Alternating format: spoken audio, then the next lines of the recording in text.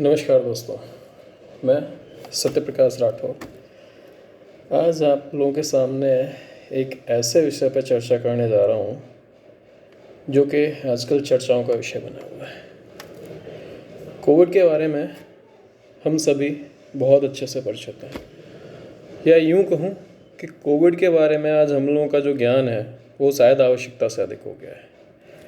Friends, आप लोगों को किसी भी दूसरी बीमारी के बारे में, चाहे वो चेचक हो, हेपेटाइटिस हो, अल्जाइमर हो, HIV हो, कुछ भी हो, इतनी जानकारी है जितनी कि हमें कोविड के बारे में है।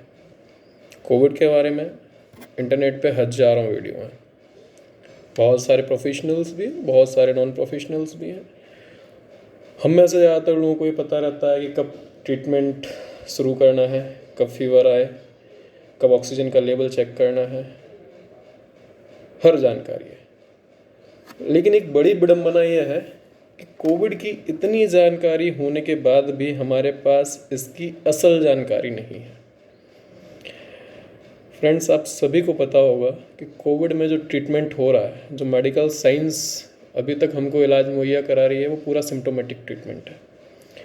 आपका ऑक्सीजन का लेवल डाउन जाता है तो आपको ऑक्सीजन दे दिया जाता है, आपको फीवर आता है तो आपको फीवर का ट्रीटमेंट दे दिया जाता है, अगर आपके ब्लड में क्लॉटिंग होती है तो एंटीकोगुलेंट दे दिया जाता है। इसी तरीके से इसका रूट कॉज तो अभी तक आइडेंटिफाई नहीं हुआ है। मसलन कोविड होने के कारण, कोविड क्राइसिस के कारण, खासकर इस सेकेंड वेव में हम लोगों को कई सारी दिक्कतों का सामना करना पड़ा, और उसमें से एक जो बड़ी परेशानी जो हम सबके सामने आई है वो है ऑक्सीजन की कमी। संसाधनों की कमी कही है, हॉस्पिटल्स की कमी कही है, इंफ्रास्ट्रक्चर की कमी कही है।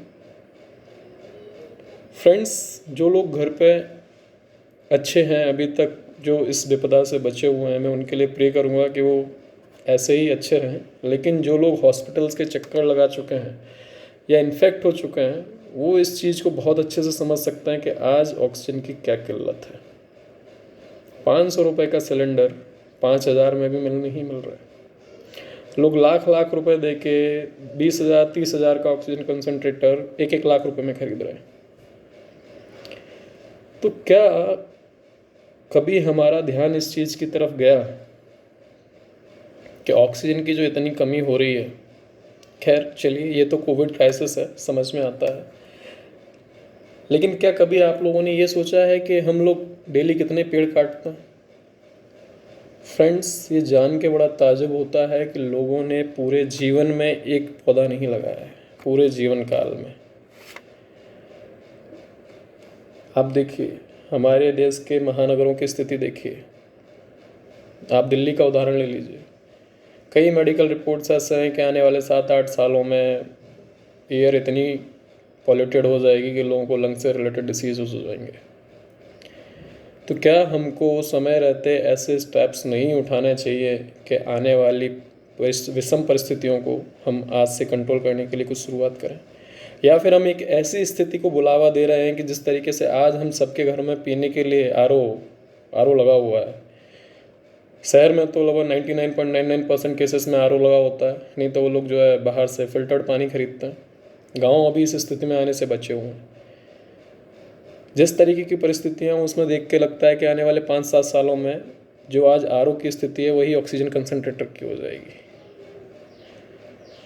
फ्रेंड्स, आप सबसे ये मेरा निवेदन है कि आप जो है आज ही ये प्रण कर लीजिए कि 1 नहीं, 2 नहीं, 100 नहीं, आप अपनी क्षमता के अनुसार जितने प्लांट्स लगा सकते हैं उतने लगाइए। आप पीपल लगा सकते हैं, नीम लगा सकते हैं, बरगद लगा सकते हैं, कोई बड़ा प्लांट लगा सकते हैं, तो वेल एंड गुड है। लेकिन जब भी ये प्लांट्स लगाने की गुहार की जाती है या कोई आग्रह किया जाता है तो शहर में रहने वाले लोग थोड़ा सा एक असमंजस की स्थिति में रहते हैं। एक वाकया आपको बताता हूँ। मेरे एक परिचित हैं जिनसे मेरी बात हो रही थी, वाकया तकरीबन 1 साल पुराना है। प्लांटेशन के बारे में ही हम लोग डिस्कस कर रहे थे, तो उनका ये कहना था कि मैं प्लांटेशन करना चाहता हूँ, लेकिन मैं जिस सोसाइटी में रहता हूँ वहाँ ज़मीन ही नहीं है, वहाँ दिखता नहीं है मुझे कहीं भी ज़मीन, मैं कहाँ प्लांटेशन करूँ। ऐसे सभी लोगों से मेरा निवेदन है कि आप जो है ना, बड़े प्लांट मत लगाइए, आप इंडोर प्लांट्स लगाइए। आप ऐसे प्लांट्स लगाइए जिनको आप अपने ड्राइंग रूम में, अपनी बालकनी में, अपने घर के अंदर रख सकते हैं। आप तुलसी लगाइए, आप मनी प्लांट लगाइए, आप एलोवेरा लगाइए, स्नैक प्लांट लगाइए। ऐसे तमाम पौधे हैं जो आपको नर्सरी में 30-40 रुपए में मिल जाएंगे, जिनको आप अपने घर के अंदर लगा सकते हैं। फ्रेंड्स, मेरा आपसे ये निवेदन है, आप समाज की सेवा करने मत निकलिए, आप देश में बदलाव लाने भी मत निकलिए। आप बस अपने घर के अंदर की हवा को शुद्ध करिए। हर इंडिविजुअल ये करेगा तो देश की हवा अपने आप शुद्ध हो जाएगी। जो लोग बड़े प्लांट्स नहीं लगा सकते, नीम, पीपल, बरगद नहीं लगा सकते, उनसे निवेदन है कि वो इंडोर प्लांट्स लगाएं। और जो बड़े प्लांट्स लगा सकते हैं वो तो सोने पे सुहागा है। जितने ज़्यादा प्लांट्स लगा सकते हैं आप उतने ज़्यादा प्लांट्स लगाइए।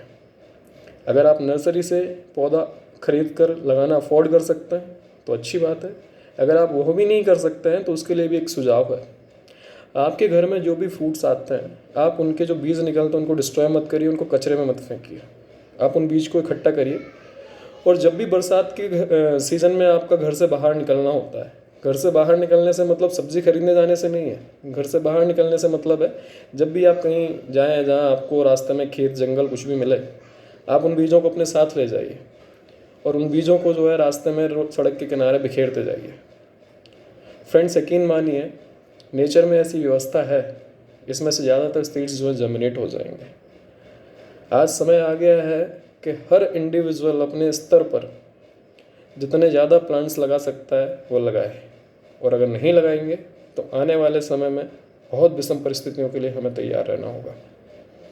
इन्हीं शब्दों के साथ मैं अपनी बात आज यहीं समाप्त करता हूँ। धन्यवाद।